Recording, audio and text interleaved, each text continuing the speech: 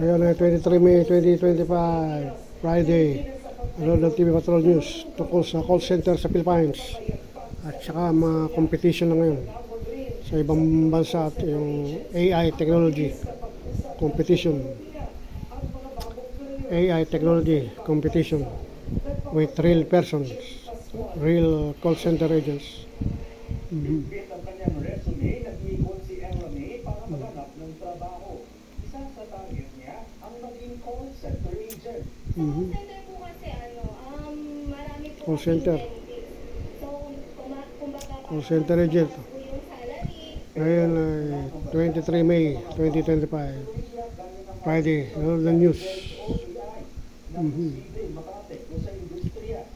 Si Raven na nagtatrabaho sa call center, naniniwalang may mabuti at hindi mabuting epekto ang AI. Pero para sa kanya, mas mainam na totoong tao ang kausap ng customer. So, as a person po na may feelings, Grabe na, Lolarte. kausap po natin din is yung Wala na. Wala nang piling-piling. rin po yung Ano na, robotic na. naman po consideration po. Importante yung mag-deliver ng output. Pagdating sa call Kaya sa piling-piling. Oh. sa buong mundo. Pero marami na ang bumahamon. Mahamon. Oh.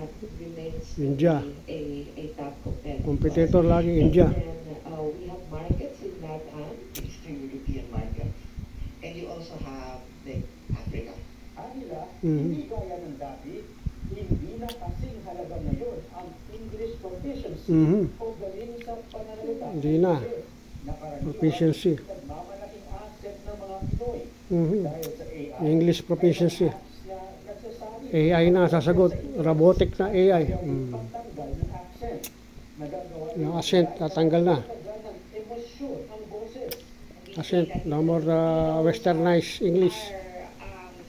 Advanced British English. functionate, even that can already be done by AI. Ngayon ay 23 May 2025. Biyernes.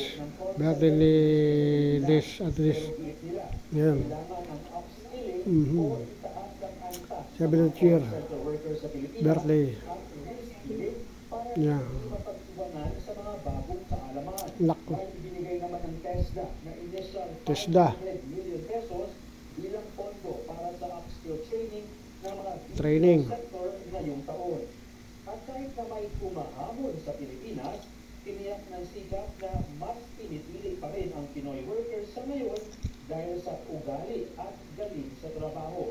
Sa katunayan, ayon sa grupo, Pakonsuelo. kung mag-hire ng karagdagang 80 to 100,000 call center agents ngayong taon. Jeffy Pascual, ABS-CBN News.